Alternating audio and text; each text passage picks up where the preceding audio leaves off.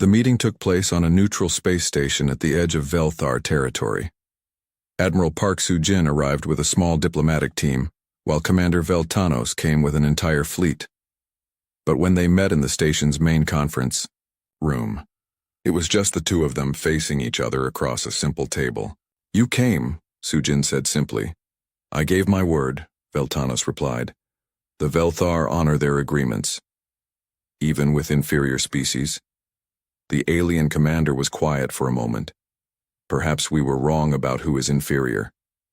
They sat in silence for several minutes. Around them, the space station hummed with activity as representatives from 17 different species prepared for the most important negotiation in galactic history. "My empire is collapsing," Veltanos said finally. "Your ideas have spread to every world we control. Our slaves have become rebels. Our subjects have become enemies." "They were always your enemies," Soo-jin replied. "You just forced them to hide it. What would you have us do? We cannot simply release everyone and pretend the past 1,000 years never happened. No, you can't. But you can acknowledge what you did was wrong and work to make it right." Veltanos leaned back in his chair. "And if we refuse? Then your empire falls anyway. The only difference is whether it falls with you fighting change or helping to build something better. You would destroy us. We don't want to destroy anyone. But we won't let you continue enslaving people either." The alien commander studied her carefully. "You really believe different species can live together as equals?" "I know they can. We've seen it work on dozens of human colonies. But those are small communities. An empire spanning 1,000 worlds? Start with 1 world, then 2, then 10. You don't have to change everything at once." Veltanos activated a holographic display showing the current state of his empire. Red zones marked rebellious sectors, and they covered more than half of Velthar space. "Even if I wanted to change, my own people would never accept it. The ruling council sees negotiation as weakness. Then maybe the ruling council needs to change too. You ask the impossible." Soo-jin leaned forward. "Commander, let me tell you about impossibility. 6 months ago it was impossible for humans to stand up to the Velthar Empire. 3 months ago it was impossible for the Aquari to refuse a direct order. Last month it was impossible for 17 different species to work together." She gestured toward the window, where ships from many different worlds waited in formation. "Look outside. Tell me what you see." Veltanos looked. In the space around the station, hundreds of ships waited.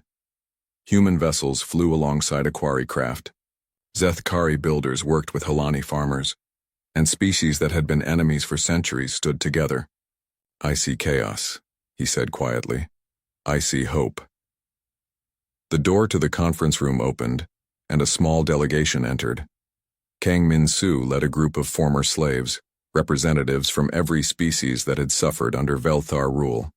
"Commander Veltanos," Min-soo said in his careful English, "we have come to speak with you." The alien commander looked uncomfortable. "I do not negotiate with former property." "That's exactly the problem," said Dr. Han So-young, who had arrived with the human delegation. "You still think of them as property instead of people. They are not my equals." "Why not?" asked Dr. Shin Woo-jin. "Because they're physically different? Because they come from different worlds? Because you decided they weren't?" Veltano started to answer, then stopped. He looked at each of the former slaves in turn. "You hate me," he said finally. "Yes," Min-soo replied honestly. "But humans have taught us that hate is not the only choice." "What do you mean?" A Zethkari representative stepped forward, her crystalline body chiming softly as she moved. "We can choose to build instead of destroy. We can choose healing instead of revenge."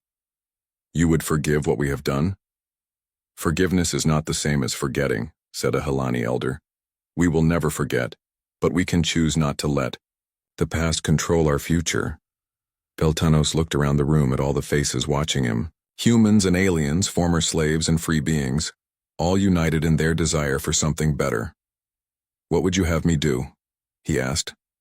Admiral Soo-jin stood up. "First, publicly acknowledge that slavery is wrong and that the Velthar Empire has committed crimes against sentient beings. That would be seen as weakness by my people. No, said Colonel Ju Hyun-soo from the back of the room. It would be seen as strength. It takes courage to admit you were wrong. Second, Soo-jin continued, release all enslaved beings immediately and provide them with resources to rebuild their lives. That would collapse our economy. Then build a new economy, one based on cooperation instead of exploitation. Third, allow free elections on all worlds. Let each species choose their own government. Veltanos was quiet for a long time. You ask me to destroy everything I have fought to build. We ask you to build something worth fighting for, said Dr. Lee Yoonji. Your people have been living in fear for 2,000 years. Isn't it time to try living in hope? The alien commander stood and walked to the window. Outside, the mixed fleet of ships continued their patient vigil. And if I refuse? Then your empire burns, Soo-jin said, simply. And a lot of good people die in the fire. But if I agree, then you help us build something new, something where no one has to kneel. Veltanos turned back to face the room. In my culture, the defeated kneel before the victorious. This isn't about victory or defeat, Soo-jin replied. This is about choosing what kind of galaxy we want to live in. You have defeated us. By all rights, I should kneel before you. The alien commander slowly lowered himself to one knee, his forearms spread in the traditional Velthar gesture of submission.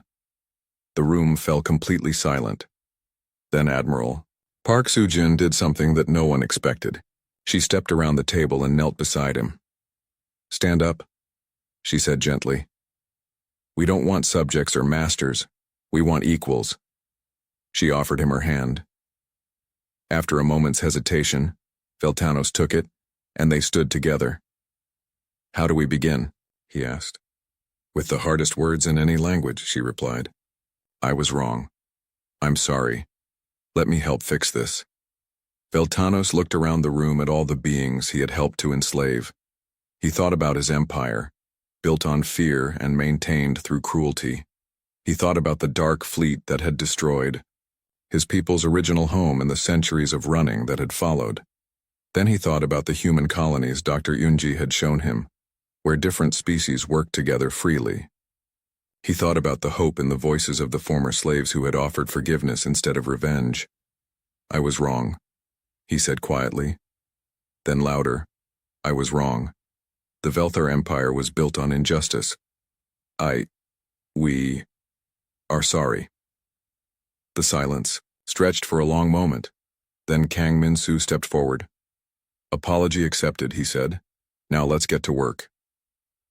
6 months later, the first free elections in Velthar space were held on the world of Keth Prime.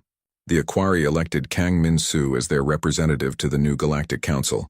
The Velthar ruling council was dissolved and replaced with an elected government. Veltanos, to everyone's surprise, was chosen to lead the new Velthar Republic. The transition was not easy. Some Velthar refused to accept the changes and had to be forced out of power. Some former slaves wanted revenge rather than reconciliation. There were conflicts, disagreements, and moments when it seemed like the whole thing might fall apart. But there was also something new in the galaxy. Hope. Human colonies opened their doors to refugees from the former empire. Velthar engineers worked alongside former slaves to rebuild damaged worlds. Species that had been enemies for centuries began to trade, communicate, and even become friends. Admiral Park Soo-jin stood on the bridge of her flagship, watching as construction ships from 12 different species worked together to build the new Galactic Council headquarters. Admiral, said her communications officer, we're receiving a message from Earth. They want to know when you're coming home. Soo-jin smiled. Tell them I am home, right here, watching the birth of something beautiful. She thought back to that first encounter, when Veltanos had demanded that humans kneel. She had told him to kneel first, never imagining that one day they would stand together as equals. Sometimes, she reflected, the best victories were the ones where nobody had to kneel at all. The galaxy would never be perfect. There would always be conflicts, disagreements, and those who preferred power over justice. But for the first time in millennia, every being in known space had a choice about how to live their life. And that, Admiral Park Soo-jin thought, was worth fighting for. High Commander Zekthano stood before the Strategic War Council of the Velthar Empire, delivering the worst report in the Empire's 1,000-year history. Production has stopped on 47 worlds, he announced. Slave populations across 8 sectors have declared what they call general strikes. Our entire economic system is collapsing. The council members looked at each other in disbelief. Some of these beings had ruled for centuries and had never faced a crisis like this. How many troops do we need to restore order? Asked War Counselor Velmectos. That's the problem, sir. We've tried force. When we punish striking workers, other species stop working in protest. When we attack one world, 3 others rebel. The Yamal? Humans have taught them something called solidarity. Council leader Velagros activated a holographic display showing the Empire's territory. Red zones marked areas of rebellion, and there were too many to count. What are our options? He demanded. Commander Veltanos has proposed using the world killer weapons on the most rebellious planets, Zekthano said quietly. The room fell, silent. World killer weapons had never been used against inhabited planets before. They were a final option, meant only for the most extreme situations. Would that stop the rebellion? Asked Velmectos. Unknown, sir. The humans might see it as proof that we are evil. It could make the rebellion worse. Evil? Velagros looked confused. We are maintaining order. How is that evil? Zekthanos hesitated.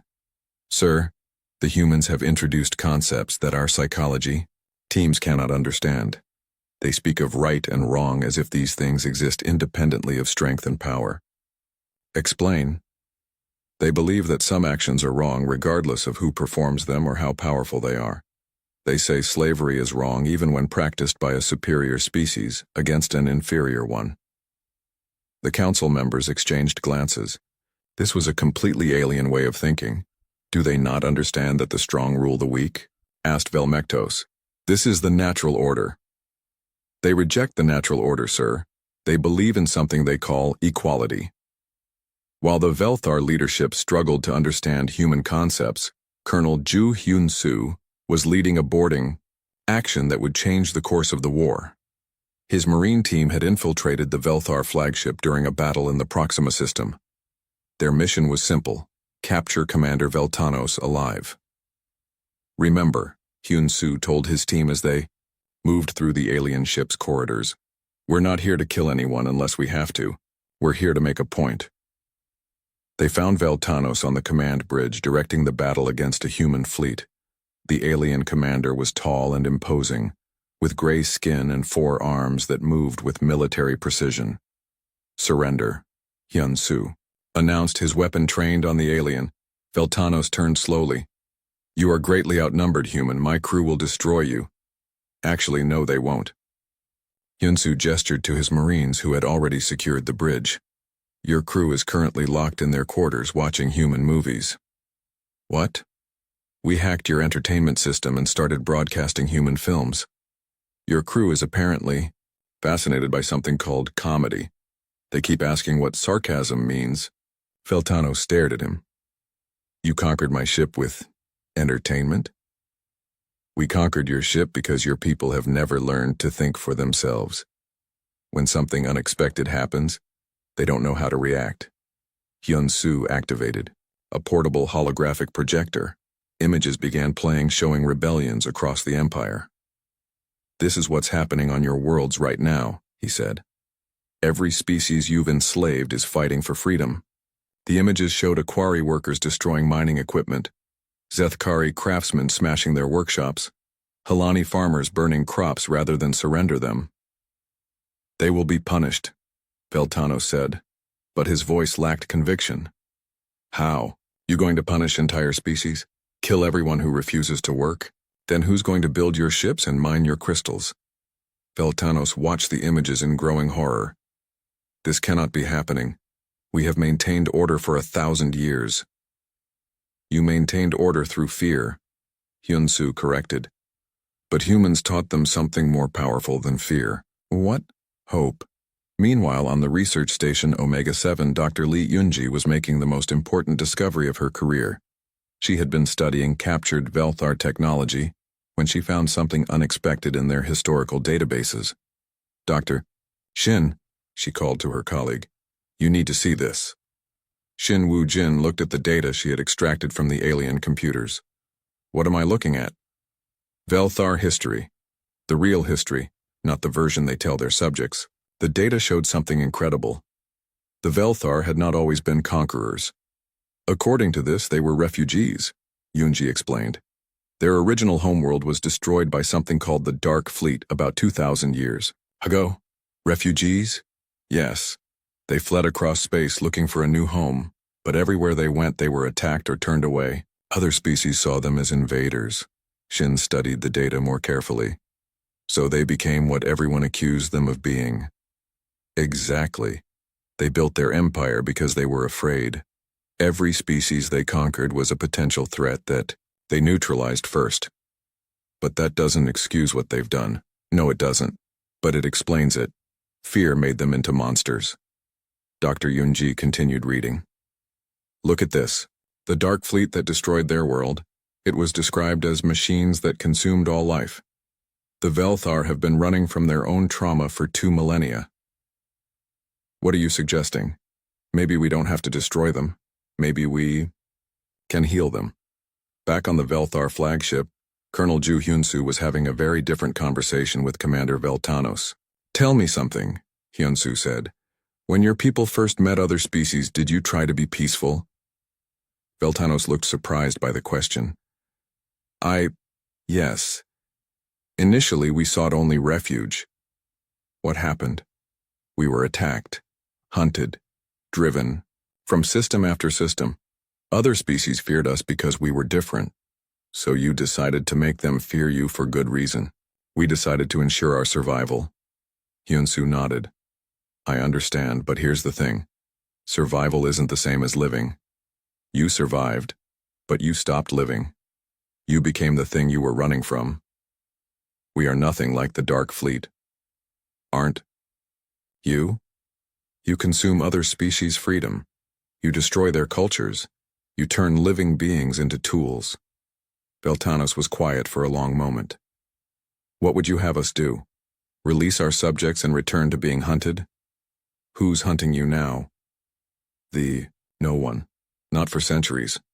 Then maybe it's time to stop running. Hyunsu showed him more images. These of human colonies where different species work together freely. This is New Geneva Colony. Humans, Aquari, Zethkari, and 6 other species, all working together. No slaves, no masters. Just people building something together. This is impossible. Different species cannot coexist as equals. Why not? Because Veltanos stopped. He couldn't finish the sentence. Because that's what you've always been told? Hyunsu suggested. Because that's what you've told yourself to justify what you've done? The alien commander looked at the images of the peaceful colony. If this is possible, then you've been wrong for 1,000 years, Hyunsu said gently. But wrong can be fixed. It's not too late to choose differently. On Velthar Prime, the ruling council was facing its own moment of truth. The humans have sent a communication, announced Zekthanos. They wish to negotiate. Negotiate? Velagros laughed harshly. We do not negotiate with inferior species. Sir, with respect, they may not be inferior. Our intelligence suggests that human technology is more advanced than we initially believed, and their tactical unpredictability has proven devastatingly effective. What do they want? Freedom for all enslaved species, reparations for damages, and... Zekthanos paused. And what? They offer to help us find a new way to live, without slavery. The council chamber erupted in angry voices, but underneath the anger there was something else, something that might have been hope. For the first time in 1,000 years, the Velthar Empire had a choice to make. Kang Min-soo had been a slave for 15 years before he learned the word no. He was working in the crystal mines of Velthar Prime, when the human broadcasts started reaching the slave quarters.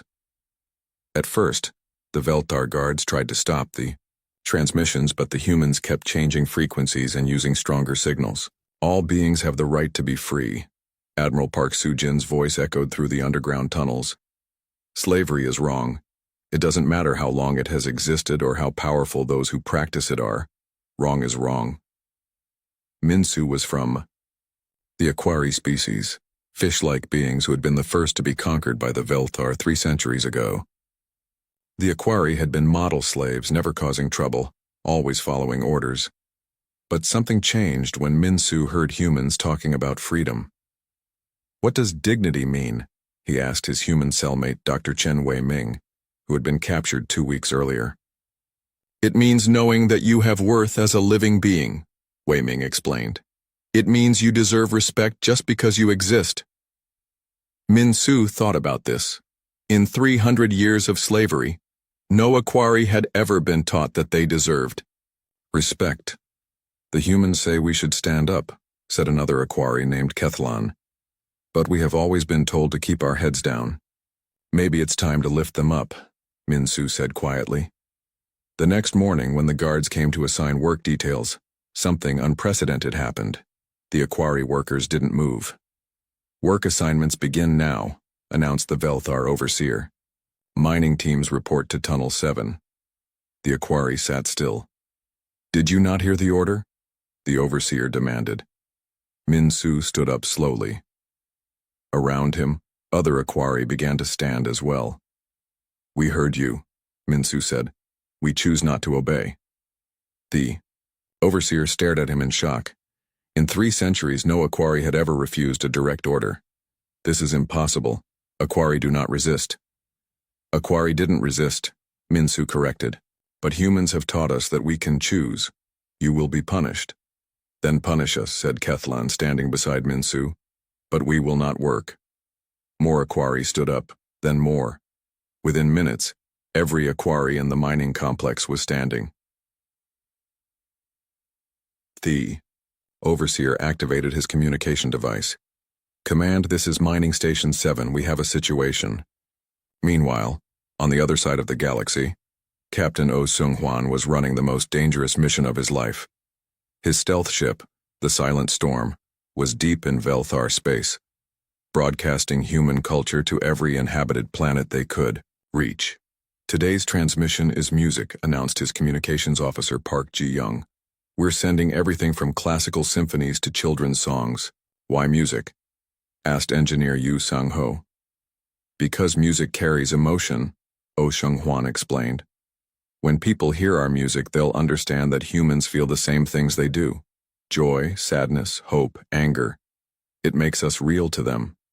They had been broadcasting for 3 weeks, and the results were already visible. Intelligence reports showed that slave populations across 17 worlds were beginning to rebel. "Captain," said Ji-young, "we're receiving a response to yesterday's transmission." "What kind of response?" "It's music, sir, but not human music." She played the transmission through the ship's speakers. It was unlike anything they had ever heard. Haunting melodies that seemed to come from deep underwater, mixed with sharp crystalline notes that sounded like breaking glass. "It's from the Aquari and the Zethkari," Ji-young said. "They're sending us their traditional songs." Oh Seung-hwan smiled. "They're telling us they understand."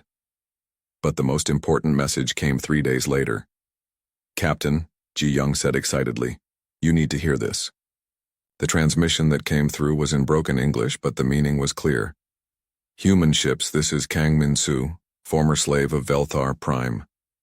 Aquari workers have stopped working. Zethkari craftsmen have broken their tools. Helani farmers have burned their crops rather than give them to masters. We thank you for teaching us the word no. Send more words. Send word freedom." The bridge crew cheered, but Oh Seung-hwan knew their work was just beginning. Ji-young, prepare a new transmission. It's time to teach them about revolution. On Velthar Prime, the situation was getting worse by the hour. High Commander Zekthano stood before the Empire's ruling council, delivering a report that no one wanted to hear. The contamination has spread to 14 worlds, he said. Productivity is down 60% across all sectors. How is this possible? Demanded Council Leader Velagros. These species have been compliant for centuries. The humans appear to have introduced concepts that our subject species had never encountered. What concepts? Individual worth, personal dignity, the right to refuse orders. Zekthanos paused. They have learned to say no. The council chamber fell silent. The word no had not been spoken by a slave in living memory. What do the humans want? Asked another council member. Freedom for all enslaved species, the end of the empire as we know it. Impossible. Our entire civilization depends on slave labor. The humans appear to believe that civilization should not depend on slavery. Council Leader Velagros slammed his fist on the table. The humans are a minor species with a handful of worlds. How can they threaten an empire that spans 1,000 star systems? They are not threatening us with weapons, Zekthanos explained. They are threatening us with ideas. Back on Research Station Omega-7, Dr. Shin Woo-jin's informal school had grown. From 12 students to over 300, representatives from every enslaved species in the sector came to learn about human concepts of freedom. Today we're going to talk about solidarity, Dr. Shin announced to his mixed audience of aliens. What is solidarity? Asked a Helani prisoner. It means standing together. When one species fights for freedom, all species support them. When the Velthar punished the Aquari for refusing to work, the Zethkari also refused to work in protest. A crystalline being clicked its faceted head. But we have been taught to compete against each other for better treatment. That's how oppression works, Dr. Shin explained. They keep you fighting each other so you won't fight them. But when you work together, you become stronger than any individual group. Show us, said the Helani. Dr. Shin held up one stick. One stick breaks easily. He snapped it in half. Then he held up a bundle of 20 sticks. But 20 sticks together cannot be broken. He tried to break the bundle but couldn't. That's what happens when free beings work together. The oppressor cannot break you. A new voice spoke from the back of the crowd. What if we are afraid? Dr. Shin looked toward the speaker, a small furry creature from a species he didn't recognize. Being afraid is normal, he said gently. Courage isn't about not being afraid. Courage is about doing what's right even when you are afraid. But what if we fail? Dr. Shin smiled. Then you try again and again. Humans have a saying, fall down 7 times, stand up 8. What does that mean? It means you never give up, ever. No matter how many times you are knocked down, you keep getting back up. Eventually, your oppressor gets tired of knocking you down. The alien prisoners looked at each other with new understanding. Human Dr. Shin, said the Helani, will you teach us how to stand up 8 times? I'll teach you how to stand up 1,000 times if that's what it takes. That night, as Dr. Shin lay on his prison bunk, he could hear whispered conversations throughout the station. Aliens from different species were talking to each other, planning, organizing. For the first time in 3 centuries, the enslaved peoples of the galaxy were working together, and it had all started because one human commander had refused to kneel. Fleet Admiral Kim Jin-woo stood in the command center of the human fleet, watching as more reports came in from across human space. The Velthar had attacked 12 different colonies in the past week, expecting easy victories. They hadn't gotten any. Admiral, said Lieutenant Nam Hyejin from her tactical station, we're getting reports from New Tokyo. The colonists there have driven off a Velthar landing force. How? They used farm equipment as weapons and attacked at night during a thunderstorm. The Velthar tactical computers couldn't predict their movements. Kim Jin-woo nodded. This was the pattern they were seeing everywhere. Humans weren't fighting the way the aliens expected. What about New Moscow? He asked. The miners there collapsed 3 tunnels on top of Velthar ground forces. Then they played loud music over the communications channels to confuse their coordination systems. The Admiral smiled. Humans had always been good at improvising, but now it was becoming their greatest weapon. Sir, said Communications Officer Lee Seo-jun, We're receiving a transmission from Dr. Shin Woo-jin on Research Station Omega-7. Kim Jin-woo's expression became serious. Omega-7 had been captured by the Velthar 3 days ago. Dr. Shin and his team were supposed to be prisoners. Put him through.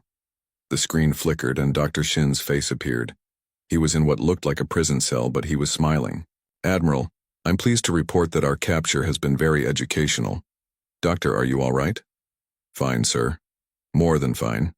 We've been talking to the other prisoners here, and we've learned some very interesting things about our captors. Behind Dr. Shin, Kim Jin-woo could see other figures in the cell. Some of them didn't look human. Who are those people with you, Doctor? Representatives of the 17 species the Velthar have conquered. They've been prisoners here for years, decades in some cases, and Admiral, they're very interested in human concepts. What kind of concepts? Dr. Shin's smile grew wider. Well, yesterday I taught them the word stubborn. Today we're working on spiteful. Tomorrow I think we'll cover revenge. One of the alien prisoners moved closer to the screen. It was a tall, thin creature with blue skin and large eyes. Human, Admiral, the creature said in broken English. Your Dr. Shin has told us about humans saying, better to die on feet than live on knees. Is this true? Kim Jin-woo looked at the alien. Yes, it's true. Then we wish to die on feet, too. The transmission cut off, but Kim Jin-woo had heard enough. The humans weren't just fighting back. They were teaching other species to fight back, too. Meanwhile, on the Velthar flagship, Commander Veltanos was having the worst week of his military career. Report, he ordered his tactical officer. Sir, our ground forces on New Busan have requested immediate evacuation. The human colonists have been pelting our troops with rotting vegetables while playing what they call annoying music at maximum volume. Veltanos stared at his officer. They're throwing food at trained soldiers. Yes, sir. And sir, the psychological impact appears to be significant. Our troops report that the humans are laughing at them. Laughing? Confirmed, sir. The humans find our discomfort amusing. Veltanos sat back in his command chair. In 300 years of conquest, no species had ever laughed at the Velthar military. What about the fleet actions, he asked. His space tactics officer stepped forward. Sir, we've engaged human vessels in 7 different star systems. The results are confusing. Explain. The humans don't fight according to any recognized patterns. In the Kepler system, a single human ship flew straight into our formation while broadcasting what their translator identified as circus music. Our targeting computers couldn't track its movements because its flight path was completely random. Random? Yes, sir. The human pilot appeared to be making turns based on no logical pattern. Our computers kept trying to predict where the ship would go next, but there was nothing to predict. Veltanos felt a headache building behind his eyes. Did we destroy the ship? Eventually, sir, but it took 12 minutes and damaged 3 of our vessels before we brought it down. 12 minutes? To destroy one small ship? The pilot kept doing something our computers called barrel rolls while shouting what the translator said were inappropriate comments about our ancestry. Another officer approached. Sir, we have a more serious problem. What now? The humans have begun broadcasting on all frequencies. They're sending messages to every species in this sector. What kind of messages? The officer activated a holographic display. A human woman appeared, speaking calmly into the camera. To every being listening to this message, my name is Admiral Park Soo-jin of the Human Defense Corps. We know many of you have been enslaved by the Velthar. We want you to know that slavery is not normal. Freedom is normal. Fighting for your freedom is normal. Veltanos watched in growing horror as the message continued. The Velthar will tell you that resistance is impossible. They will tell you that you must obey because they are stronger. But strength without justice is just bullying. And humans have a saying about bullies. The only way to stop a bully is to stand up to them. The message showed images of human colonies fighting back against Velthar forces. You don't have to win every fight. You just have to keep fighting. Make them work for every victory. Make them pay for every planet. Show them that enslaving you is more trouble than it's worth. The transmission ended with Admiral Park Soo-jin looking directly at the camera. To every being in chains, you don't have to kneel. Stand up. Fight back. We'll show you how. Veltanos turned off the display. How many species have received this transmission? All of them, sir. The humans have been broadcasting on every frequency for the past 2 days. And the response? His officer looked uncomfortable. Sir, we're receiving reports of unrest on 14 different worlds. Species that have been compliant for centuries are beginning to resist work orders. Which species? All of them, sir. For the first time in his long military career, Commander Veltanos felt something he had never experienced before. Doubt. On Research Station Omega-7, Dr. Shin Woo-jin was conducting the most important classes of his life. Today we're going to learn about civil disobedience, he told his mixed group of human and alien prisoners.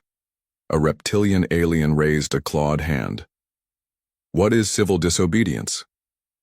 It's when you refuse to obey unfair laws or orders. You don't necessarily fight with weapons. You fight by not cooperating. But they will punish us, said a blue-skinned alien. Yes, they will. But here's the thing. If everyone refuses to cooperate at the same time, they can't punish everyone. They need you to work. If you don't work, their system breaks down. An alien that looked like a giant insect clicked its mandibles. This is possible? Dr. Shin smiled. Humans have been doing it for thousands of years. We call it going on strike. Strike? You stop working until your demands are met. No violence, no weapons. You just stop. The aliens looked at each other with growing excitement. But, said the reptilian alien, what if they threaten to kill us? Then you look them in the eye and say, go ahead, but you'll have to kill all of us, and then who's going to do the work? The alien prisoners were quiet for a moment. Then the blue-skinned alien spoke. Human Dr. Shin, would you teach us more human words? Of course. What would you like to learn? Teach us how to say no. Dr. Shin's smile was bright enough to light up the entire cell. That, he said, is the most important word in any language. Captain Yoon Da-eun pressed herself against the wall as 2 Velthar guards walked past. She had been working undercover on Station Keth-7 for 3 months, pretending to be a trader from a conquered species called the Zilan. The station was a major communication hub for the Velthar Empire. If there was news about the human encounter, she would hear it here first. She made her way to the information center where alien broadcasts played on dozens of screens. Most of the news was boring reports about mining operations and tribute collections. But then she heard something that made her stop. Repeat the report from Sector 447, a Velthar commander was saying on screen. Sir, Contact Team 7 reports unusual behavior from species 7749 human. Subjects refused standard submission protocols and initiated aggressive action despite overwhelming tactical disadvantage. Dawn felt her heart race. They were talking. About humans, about her people. Clarify unusual behavior, the commander ordered. When ordered to kneel, the human representative stated that the Velthar should kneel first. When faced with a fleet of 23 vessels, a single human ship attacked. The Velthar commander was quiet for a long moment. This data does not match patterns from previous conquests. Confirmed, sir. Request instructions for handling species 7749 human. Transfer all data to Strategic Command. Mark as priority investigation. Da-eun quickly activated her hidden recording device. This information had to get back to Earth. Meanwhile, on the frontier world of New Busan, Han Jae-sung was having his own problems with the Velthar. 3 alien ships had landed near the main colony that morning. Their commander, a tall alien, with gray skin and 4 arms, walked into the town center and made an announcement. This world now belongs to the Velthar Empire. You will provide monthly tribute of 1,000 tons of refined metals and 500 live subjects for work. Details. The colonists gathered around, about 200 men, women, and children. They had come to New Busan to build a new life, far from Earth's crowded cities. "What if we refuse?" asked Han Jae-sung, stepping forward. The alien commander looked at him with large, dark eyes. "Refusal is not an option. All conquered species comply." "Well, there's your first problem," said Dr. Han So-young, Jae-sung's daughter. She had been studying the aliens' equipment since they landed. "We're not conquered. Your resistance will be corrected," the alien said. Jae-sung looked around at his neighbors. These were farmers, engineers, teachers. They had families to protect, but something in their faces told him they weren't going to just give up. "You know what?" he said to the alien. "Why don't you try to make us comply?" The alien commander seemed confused. "You are vastly outnumbered. Resistance is illogical." "Maybe," said old man Park Dong-sik, who had fought in Earth's last war. "But we're human. We don't do logical when it comes to our freedom." While this was happening, thousands of light years away, the news of human defiance was spreading through the Velthar communication network. On the slave world of Keth Prime, a group of blue-skinned aliens called the Helani were receiving their daily work assignments when they overheard two guards talking. "Did you hear about the new species in Sector 447, one guard said. "The humans, what about them?" "They told Commander Veltanos to kneel first." The Helani slaves looked at each other in shock. In 300 years of slavery, none of them had ever heard of anyone telling the Velthar to kneel. "What happened to them?" asked the second guard. "That's the strange part. They're still alive. Command wants to study them." The Helani slaves exchanged glances. One of them, an old female named Kethni, whispered to the others. "Did you hear that?" Someone finally stood up to them. Back on Station Keth 7, Captain Yoon was learning more about how the Velthar Empire worked. She had hacked into their database and was reading reports about their previous conquests. The pattern was always the same. The Velthar would arrive at a world with overwhelming force. They would demand submission. The local species would try to negotiate, maybe fight a little, but eventually they would kneel. Every single species had knelt. 17 different worlds, 17 different species. All of them had eventually chosen survival over freedom. But the humans hadn't. According to the reports, Commander Park Soo-jin had not only refused to kneel, she had demanded that the aliens kneel instead. Da-yoon smiled as she read the intelligence reports. The Velthar analysts were completely confused. They kept using phrases like unexpected behavioral pattern and illogical response to superior force.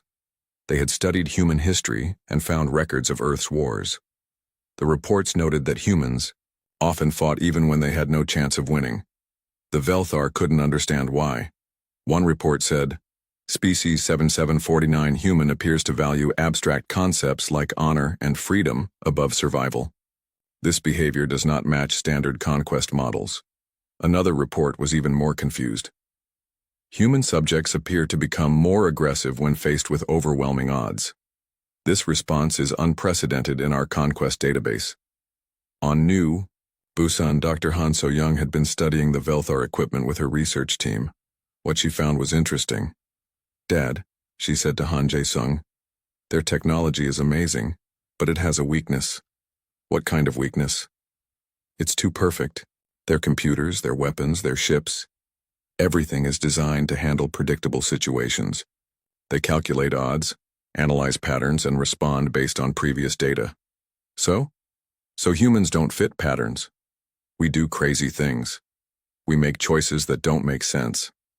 Their systems can't handle that." Jae-sung thought about this. "You mean they're confused because we won't act like their computer models say we should?" "Exactly. They expect everyone to be logical, to choose survival over pride, to kneel when they're outgunned. But we don't do that." "No, Dad. We really don't." That night, the Velthar commander tried again to get the colonists to comply. He brought out holographic displays showing the fate of other worlds that had resisted. "These species chose to fight," he said, showing images of destroyed cities. "They were eliminated. You can choose differently." The colonists looked at the horrible images. Children hid behind their parents. Everyone was scared. But Han Jae-sung stepped forward again. Let me ask you something. In all these conquests, did anyone ever make you doubt what you were doing? Explain. Did any of those species make you question whether you had the right to enslave them? The alien was quiet for a moment. Rights are determined by strength. That's not an answer, said Dr. Han So-young. That's an excuse. The Velthar commander looked at her carefully. You are not behaving according to standard patterns. Good, she replied. Standard patterns are boring. What the aliens didn't know was that Dr. Han So-young had sent a message to every human colony in the sector. The message was simple. The Velthar expect us to kneel. Don't. The message was spreading from world to world, ship to ship. Soon every human in known space would know that when the aliens came, they should stand up and fight back. The Velthar Empire had conquered 17 species by following the same plan every time. But humans were different. Humans were going to rewrite the rules. Captain Lee Hyun stood on the bridge of the New Seoul, watching the stars through the large window. His ship was 3 months into a deep space mission when something appeared on their sensors that changed everything. Captain, we have a contact, said Kim Tae-ho from his engineering station. It's big. Really big. Hyun walked over to look at the display. The object was massive, easily 10 times larger than their ship. It had a dark metal surface with strange red lights running along its sides. Any response to our signals? Hyun asked. Choi Min-ho shook his head from the communications desk. Nothing, sir. I've tried every frequency we know. Commander Park Soo-jin stood beside the captain, her hand resting on her weapon.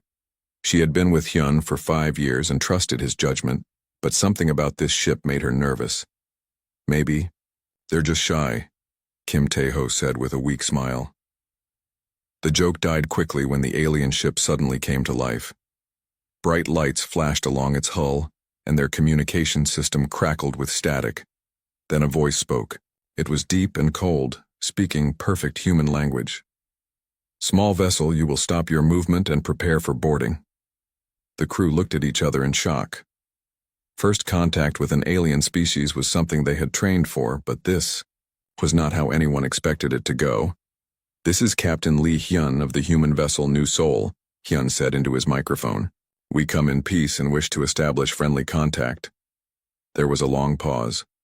Then the voice returned, even colder than before. Primitive species 7749 human. You will surrender your vessels and submit to processing. Your kind will kneel before the Velthar Empire. Soo-jin stepped forward, anger flashing in her eyes. Did they just call us primitive? Your resistance is noted and will be corrected. The alien voice continued. Prepare for submission protocols.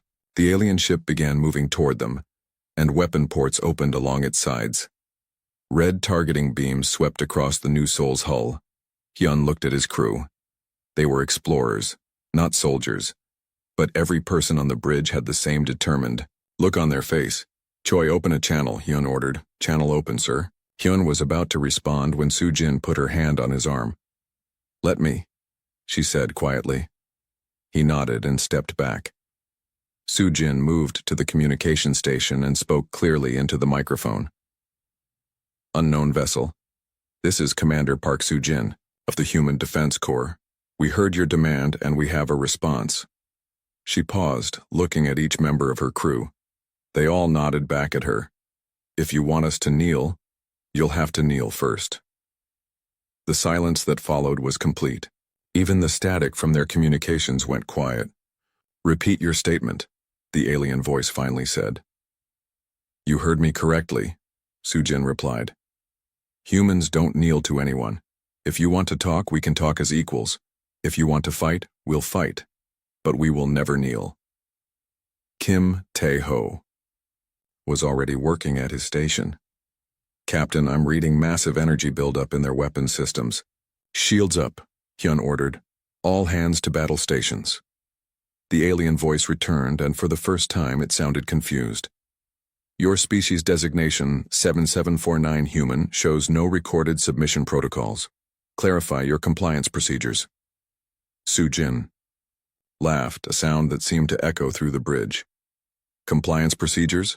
Here's our procedure. Go away, or we'll make you go away.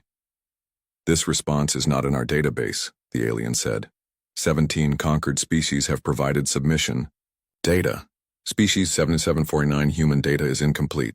Maybe that's because we've never been conquered, Choi Min-ho said loud enough for the microphone to pick up.